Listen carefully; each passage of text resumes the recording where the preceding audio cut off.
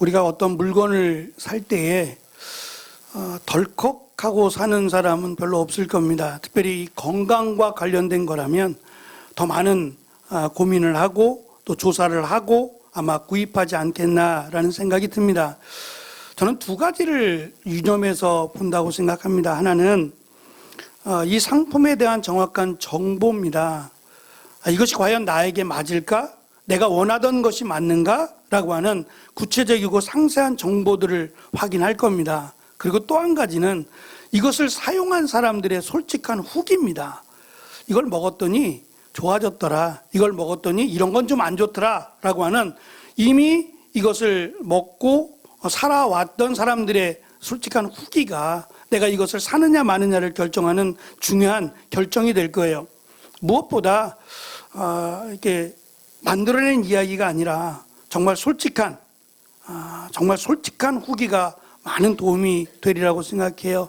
어쩌면 지금 우리가 베드로의 설교를 나누어서 살펴보고 있습니다만 베드로가 어떻게 이렇게 변화되었지? 라고 아마 말씀을 읽으면서 그 생각을 저도 그랬고 여러분도 아마 갖지 않으셨을까라는 생각이 들어요. 예수님과 함께 3년 동안 공생애를 같이 했던 베드로의 모습은 정말 좀 불안했어요.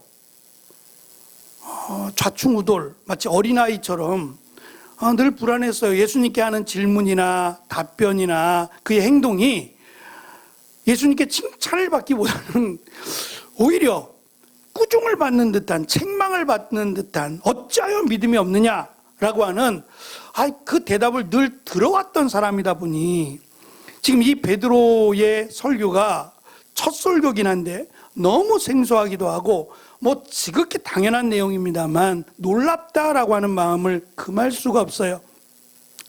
어떤 물건을 살 때에도 이 물건에 대한 상세한 정보나 그리고 솔직한 후기를 제가 아마 눈여겨본다고 말씀을 드렸어요. 베드로는 이 지금 증인된 고백 설교입니다만 베드로가 하는 이 설교가 그냥 가르치기 위해서 하는 설교가 아닙니다.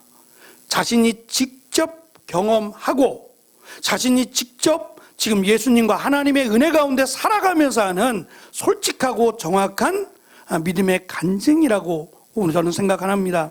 그래서 오늘 말씀은 베드로가 왜 이렇게 변화되었는지 그리고 이 변화를 솔직하게 말씀을 듣고 있는 흩어져 있던 사람들 15개 나라에 흩어져 있던 어쩌면 온 땅이라고 설명할 수 있는 모든 사람들에게 그들이 정말 바라고 소망하던 바로 부활의 소식, 예수님의 부활에 대해서 바울이 설교하고자 합니다. 제가 작년 그리고 재작년에도 말씀을 드린 것 같은데 가장 가슴 깊이 읽었던 책이 바로 예수님은 누구신가라고 하는 책이에요. 몰라서 읽다보다는 예수님이 누구신가에 대한 이 비판에 대한 반대, 변증하기 위해서 만든 책인데요. 그 책을 통해서 정말 예수님이 누구신지 바로 그 답이 우리의 신앙의 고백이 되어야 되고 그 답이 우리를 죄와 사망에서부터 구원으로 인도하는 마치 열쇠와 같은 이런 큰 은혜가 있었습니다. 예수님의 부활이라고 하는 것은 예수님이 이 땅에 오신 이후부터 시작이 되어야 됩니다. 왜냐하면 모두 다 부활한 것은 아니에요. 예수님이 부활의 첫 열매가 되셨기 때문에 예수님을 믿는 사람, 그 사람에게는 구원의 은혜가 있을 거거든요. 그러니까 예수님이 오시면 모든 사람이 다 죽음에서 일어납니다. 이제 죽음과 삶이라는 것은 의미가 없어져요. 성경에 의하면 예수님이 다시 오시는 그날에는 더 이상 이 땅이라고 하는 모든 것이 사라질 거예요. 그러니까 죽은 자는 살아날 것이고 산 자도 새 옷을 입게 된다고 말씀하세요. 근데 그 새 옷이라고 표현된 것은 영원한 생명의 옷이냐 영원한 죽음의 옷이냐로 나누어지게 돼요. 그러니까 살아있는 사람도 심판이냐 구원이냐를 받게 될 것이고 죽은 자도 예수 그리스도를 믿고 죽었다면 그는 영원한 생명으로 부활할 것이고 믿지 않았다면 안타깝게도 그는 영원한 사망으로 부활할 것이에요. 다시 말씀을 드리면 이 죽느냐 사느냐라고 하는 누구나 겪어야 되는 문제입니다. 누구나 한 번은 반드시 죽게 되어 있으니까 그 죽음에 이르기 전에 반드시 우리는 예수님을 믿어야만 합니다. 죽은 다음에는 의미가 없어요. 왜냐하면 우리의 의지라고 하는 것이 더 이상 소용이 없기 때문이에요. 그러니까 내 의지는 내가 살아 있을 때까지만 가능한 겁니다. 예수님을 믿는다라고 하는 이 믿음의 고백이 있어야만 우리는 부활로 다시 영생의 부활로 다시 살아나게 될 것입니다. 문제는, 제일 중요한 문제가 그러면 우리가 믿는 예수님이 누구냐라고 하는 거죠. 어떠한 예수님을 믿어야 우리가 구원을 받을 수 있느냐? 이것이 하나님이 인간에게 허락하신 가장 큰 은혜와 축복임을 이제 베드로가 설교하기 시작합니다. 22절 시작되는 말씀에 보면 이렇게 베드로가 말합니다. 나사렛 사람 예수는 이라고 말합니다. 예수라고 하는 이름은 구원이라고 하는 뜻이에요. 여호수아하고 이름이 같아요. 예수라고 하는 이름의 뜻은 구원이에요. 너무 좋죠. 너무 좋은데 이 이름이 많았어요. 예전에 철수와 영희라고 하는 이름이 참 많았잖아요. 국어책에도 나오듯이 철수와 영희가 얼마나 많았어요? 그것처럼 예수라고 하는 이름이 많았다고요. 그런데 지금 베드로는 나사렛 나사렛이라고 하는 마을에서 태어나고 자란 예수님을 지금 강조하고 있어요. 이 정도 말하면 누군지 알아요.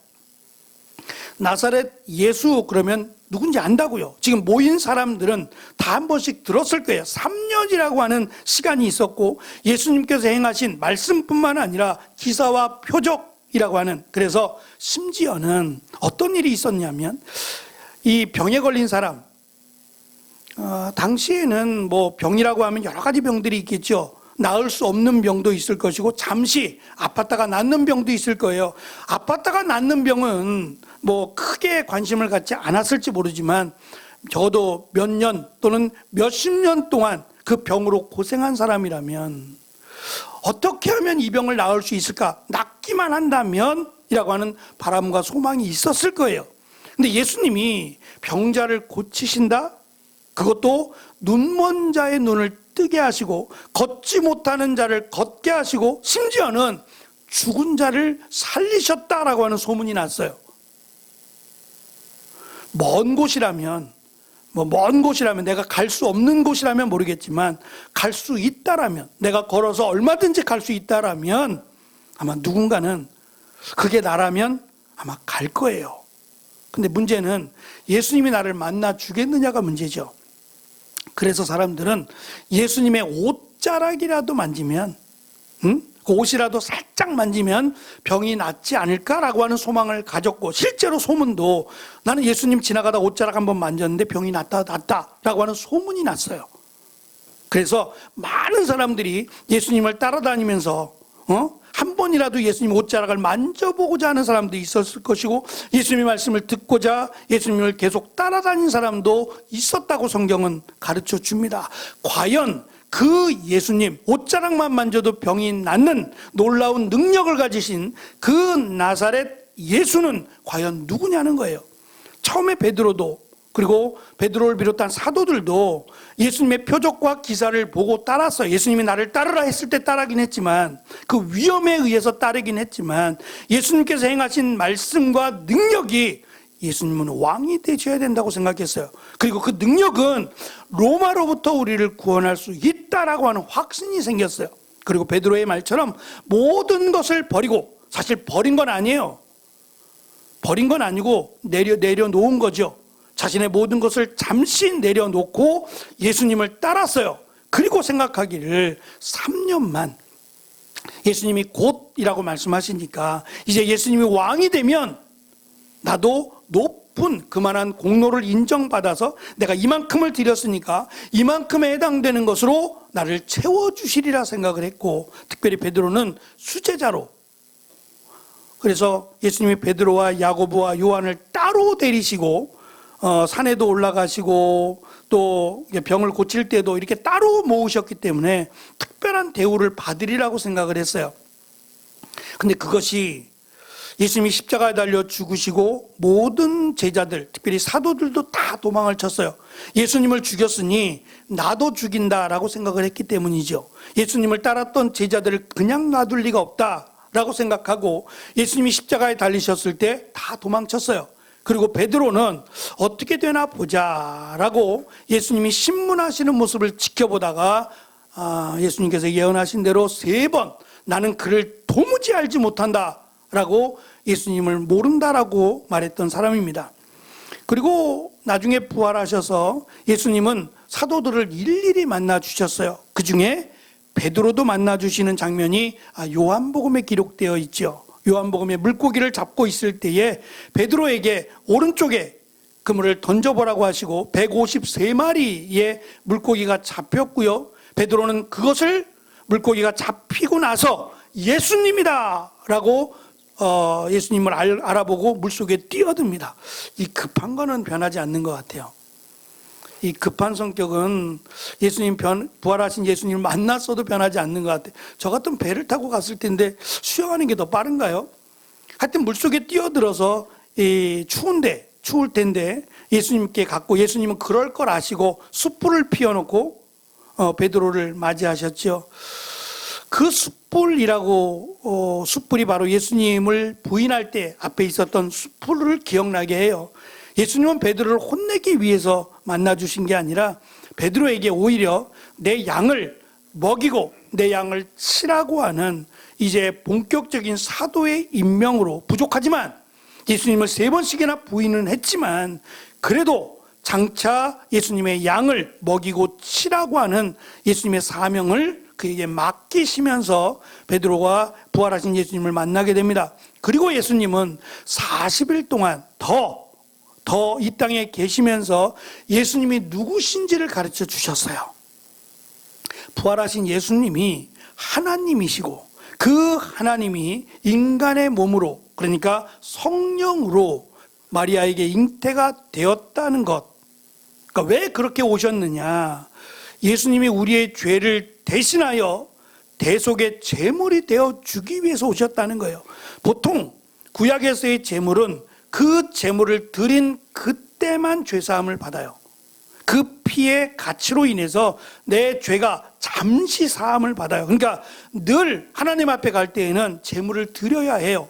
죄인이 하나님께 갈 수 없으니까 의롭게 되기 위해서, 내 죄를 사함받기 위해서는 제물을 드려야 했어요. 그런데 이제 예수님께서는 유대인만이 아니라 모든 사람, 하나님의 형상을 입고 태어난 모든 인간을 죄에서 구원하기를 원하셨어요. 그게 하나님의 사랑이에요. 이스라엘만이 아니라 모든 사람, 남녀노소 할 것 없이 모든 사람에게 이 구원의 은혜를 베푸시고자 예수님이 이 땅에 오신 겁니다. 그리고 예수님이 모든 사람의 죄라고 할 수 있는, 태어나면서 갖고 태어나는 아담의 원죄입니다. 이 아담의 원죄, 인간이 갖고 있는 모든 죄를 예수님이 대신하여 십자가에 달려 죽으심으로 우리의 죄를 사해 주셨어요. 문제는 예수님께서 모든 사람을 대신하여 죽었으니까 모든 사람이 구원을 받느냐? 그건 아니에요.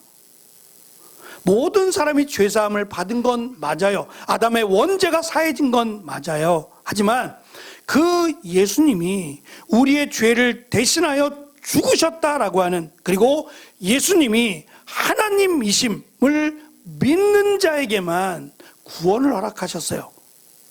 그래서 남자가 되었던 여자가 되었던 그의 신분이 어떠하든 상관없이 어떠한 누구라도 예수님을 믿으면 구원이라고 하는 은혜를 허락하셨습니다. 그것을 40일 동안 예수님이 가르쳐 주셨어요. 그것을 가르침을 받은 베드로가 지금 예수님에 대해서 설명을 하는 겁니다. 그래서 예수님의 부활을 믿고 예수님의 가르침을 받았던 베드로가 새롭게 되었어요. 그래서 모든 사람에게 바로 이 구원의 비밀에 대해서 지금 가르치고자 설교를 하게 됩니다. 특별히 이스라엘 역사를 우리가 조금 이해를 해야 되는데, 이스라엘의 역사를 이해해야 되는 이유는 일단 모인 사람들이 누구냐면 유대인들, 그리고 대부분은 포로가 되어서, 유대인인데 포로가 되어서 다른 나라로 흩어졌던 사람들이에요. 그렇게 흩어져 살다가 1세대, 2세대 흩어져 살다가 내 마지막은 다시 유대인들이 사는 이스라엘에 돌아와 살아야겠다라고 다짐을 하고 돌아온 사람들이에요. 그 돌아온 사람들이다 보니까 막연하지만 자기들이 언제부터 포로가 되었는지, 그리고 이스라엘 역사에 대해서 그들은 배우고 알았을 거예요. 그래서 그들이 안타깝게도 솔로몬 이후로 이스라엘이 나누어지게 되고 포로로 끌려가게 됩니다. 그래서 그들이 바라는 것은 솔로몬도 솔로몬이지만 다윗을 가장 위대한 왕으로 여겨왔어요. 그래서 늘 시편을 통해서 다윗을 통한 하나님의 계획, 하나님의 은혜를 늘 기다려왔어요. 그러니까 그들에게 있어서 가장 검증된 사람이 누구냐고 묻는다면 아브라함보다도 다윗이었어요. 다윗의 말은 그들이 전적으로 믿을 만큼 다윗을 신뢰했고, 다윗은 가장 완벽하고 위대한 왕으로 여겨왔습니다. 그래서 베드로가 이 다윗의 예언, 오늘 말씀 30절에 보면 다윗은 선지자라고 말합니다. 다윗이 선지자여서 그가 예언한 말이 있는데 그 예언이 바로 예수님에 대한 예언이다. 그리고 예수님이 부활하실 것을 이 다윗은 예언했다고 지금 베드로가 설교를 합니다. 시편 16편을 예를 들어 설명하는데요, 시편 16편의 말씀은 이렇습니다. 10절에 내 영혼을 음부에 버리지 아니하시며 주의 거룩한 자로 썩지 않게 하실 것임이니이다 라는 27절의 말씀인데, 시편 16편 10절을 인용한 거예요. 지금 이스라엘 땅에는 다윗의 무덤이 있어요. 다윗 왕의 무덤이 있습니다. 아마도 유적지가 되겠죠. 그들에게는 유적지가 될 거예요. 그런데 그 무덤이 거짓이 아니라, 다윗이 다시 부활했다는 말이 아니라 다윗은 분명히 죽었고 썩었어요. 그러니까 다윗이 다시 자신이 부활할 것을 말한 게 아니라 다윗의 왕 위에 자손 가운데 누군가가 썩지 아니하실 거다, 그러니까 죽지 않고 부활할 것이다 라는 예언을 했다는 겁니다. 놀라운 사실이죠. 그래서 이것이 그냥 어느 순간 갑자기 일어난 사건이 아니라 이미 하나님께서 미리 준비하시고 계획하신 것이다. 그래서 구약 성경은 이스라엘 백성이 하나님을 버렸어요. 하나님을 완전히 버리고 음행을 행하고 죄악을 행하며 하나님 우상을 섬겼을 때에 하나님의 심판을 받을 만했다 그랬어요. 하나님이 그들을 벌하시고 그들을 멸하셔도 아무런 할 말이 없을 만큼 철저하게 하나님을 버렸다. 심지어는 예루살렘 그 대로변에서 의로운 사람, 의인 한 명도 찾을 수 없다라고 할 만큼 철저하게 하나님을 버렸어요. 그러면 하나님도 그들을 버리셔도 돼요. 그들을 심판하셔도 된다고요. 근데 바로 그때 하나님은 구원의 은혜를 허락하셨어요. 마치 전혀 하나님과 무관하게 살았던 우리에게 예수 그리스도를 믿게 하는 은혜를 주신 것처럼 철저하게 하나님이 이스라엘을 심판해도 되는데 그 이스라엘에게 하나님이 은혜를 베푸셨다는 거예요. 그래서 이제는 하나님 자신이 이 땅에 오셔서 우리의 죄를 대신하여 죽으시고 부활하셔서 예수 그리스도를 믿는 이스라엘 백성들뿐만 아니라 모든 사람에게 이 은혜를 확장해서 주신다라고 약속해 주셨어요. 그래서 이스라엘의 역사를 알고 있는 유대인들은 메시아가 오시면 심판한다고 생각했어요. 메시아가 오시면 끝이다. 메시아가 오시면 이 땅을 정복할 것이고 이제 이 땅은 모든 것이 끝날 것이다. 그리고 우리를 세계의 열방의 으뜸으로 세워주실 것이고 이 땅을 하나님이 다스릴 것이다 라고 기대해 왔어요. 그런데 아무리 기대를 해도 계속 이스라엘은 노예로 살고 있는 거예요. 지금 베드로가 설교하는 지금도 로마의 노예가 되어서 포로가 되어서 이스라엘은 살고 있는 거예요. 그러니까 그러니 예수님께서 행하신 말씀, 예수님께서 행하신 기적을 보고 죽은 자를 살리신 능력을 보니 예수님이 메시아라고 하는 기대가 생겼어요. 그 기대는 예수님께서 로마를 정복하고 이스라엘을 온 땅의 열국으로, 온 땅의 으뜸으로 세워주실 것이라고 하는 많은 사람들의 기대가 있었어요. 그런데 예수님께서 말씀하셨어요. 나는 이 땅을 정복하고 로마를 정복해서 이스라엘을 열국의 나라로 세우려고 온 것이 아니다. 나는 죽으려고 왔다는 거예요. 그러니 얼마나 많은 실망을 했겠어요. 예수님이 이 땅에 온 것은 왕이 되기 위함이 아니라 우리의 죄를 대신하여 죽기 위해서 왔다고 말씀하시니 많은 사람들이 실망을 했어요. 우리가 기다리던 메시아가 아니다. 예수님은 메시아가 아니라 오히려 사기꾼이라고 하는 조작을 했어요. 그래서 예수님이 왕이 되면 우리는 끝이라고 생각한 종교 지도자들이 작당을 하고 예수님을 정식적으로 재판에 회부한 것이 아니라 비공식적으로 예수님을 재판하여 십자가에 매달게 됩니다. 그 이야기를 베드로가 지금 하고 있는 겁니다. 이것 또한 하나님이 이 땅에 오신 목적이었다. 예수님이 우리의 죄를 대신하여 십자가에 달려 죽으신 것, 너희들이 잘못한 거 맞다. 그 피가 너희들에게로 갈 것이다. 그러나 이 모든 것은 하나님이 계획하신 것이다. 그러니 이제라도 회개하고 예수님을 믿으면 그 구원의 은혜가 우리에게뿐만 아니라 너희들에게도 임할 것이다 라고 하는 이 놀라운 설교를 지금 베드로가 이스라엘 백성들에게 하고 있습니다. 누가복음을 시작하면서 누가복음 1장에서 누가는 이렇게 기록합니다. 천사 가브리엘이 정혼한 마리아예요. 아직 결혼하지 않았어요. 그리고 요셉과 1년 정도 떨어져 있어야 되는 마리아에게, 그러니까 아직 요셉의 손은 잡아보았겠지만 떨어져 살아갈 수밖에 없는 그 유대인의 전통 혼례에 따라서 1년 동안 정혼한 상태로 이제 1년 뒤에 결혼할 거야, 우리 같으면 약혼인데 이렇게 떨어져 있었던 마리아에게 나타나서 내가 잉태했다고 말합니다. 제일 놀란 사람은 마리아였을 거예요. 문제는 마리아가 이것을 어떻게 이야기하냐고요. 요셉에게 내가 아기 가졌는데 이 아기가 성령으로 잉태된 거래. 그럼 요셉이 아멘이라고 할까요? 가만히 끊으려고 했다 그랬어요. 이해가 안 되는 거예요. 이해할 수 없는 거죠. 어떻게 마리아가 혼자 있었는데 아기를 갖게 돼요? 그래서 요셉 마리아에게 수치를 주지 않고자 조용히 그냥 결혼만 무효로 하고자 요셉이 끊고자 했다라고 성경은 기록해요. 그때 천사 가브리엘이 마리아에게 이렇게 말합니다.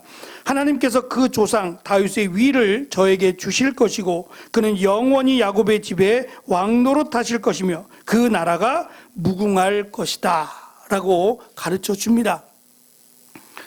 솔직히 예수님은 예수님의 육신적인 아버지가 되는 요셉이 다윗의 후손이에요.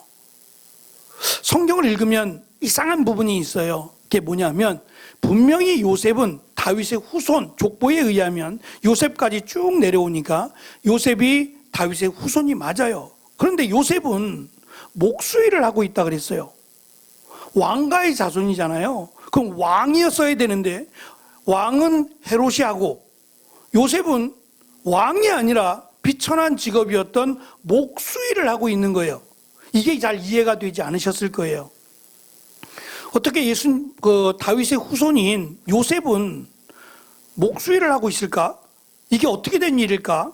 그리고 정작 왕은 헤롯이라고 하는 사람이 왕을 하고 있다라고 하는 성경의 내용이 의아했을 겁니다. 그것은 헤롯이라고 하는 헤롯이 정치적으로 이 다윗의 대를 끊어버렸어요. 다윗의 대를 끊어버리고 또 성경에 기록된 그 대제사장의 계열을 끊어버렸어요.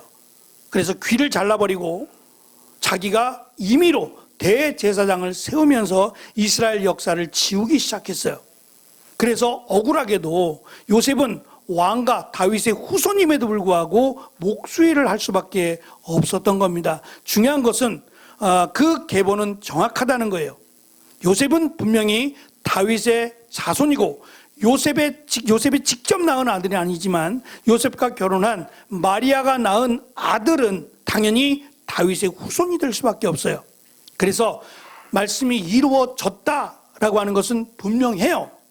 그런데 여기서 베드로가 지금 강조하고자 하는 게 뭐냐면 예수님은 다윗의 후손이 맞다. 그러나 예수님은 우리와 똑같은 인간이 아니다. 우리와 똑같은 인간이 아니고 성령으로 잉태하신 하나님이시다. 다시 말하면 예수님은 다윗의 후손이기도 하지만 다윗의 주가 되기도 하신다는 거예요. 다윗이 주여 주여 말한 그이가 자신의 후손인 바로 나사렛 예수님이 다윗의 주가 되기도 하시는 하나님이라는 거예요. 이 말씀이 어찌 보면 참 어려운데, 왜냐하면 성경에밖에 없는 내용이에요. 성경에밖에 없는 내용이고 딱 한 번밖에 없는 내용이기 때문에 어려울 수밖에 없어요. 그러나 이것이 우리를 하나님의 나라로, 우리를 천국으로 인도하는 유일한 방법이자 열쇠이기 때문에 말씀을 드려야 되고, 이 말씀은 이해가 되는 것이 아니라 사실은 믿음으로 받아야 합니다. 예수님이 하나님이십니다. 예수님이 하나님이신데 그 하나님이신 예수님이 우리의 죄를 사해주기 위해서 인간으로 성령으로 오셨다는 것이고, 또 우리의 죄를 대신하여 십자가에 달려 죽으시고 부활하셨어요. 결국 그것은 예수님을 믿는 모든 사람들은 부활할 것입니다. 중요한 것은 이 부활이 모든 사람에게 이루어질 거예요. 예수님이 오시면 다 부활할 거예요. 그런데 이 부활이 예수님을 믿으면 영생의 부활이 될 것이고, 예수님을 믿지 않으면 심판의 부활이 될 것이라는 거예요. 베드로는 이것을 확신한 것 같아요. 자신의 지식이 아니라 예수님의 부활하신 예수님을 만나고 40일 동안 예수님의 말씀을 배우면서 이것을 확실하게 믿어요. 그래서 이 뒤의 모습은 베드로는 죽음을 두려워하지 않아요. 심지어는 감옥에 갇혔어요. 내일이면 죽습니다. 내일이면 죽는데 잠을 자요. 대단하죠? 피곤해서 그런 게 아니라 죽음이 두렵지 않아요.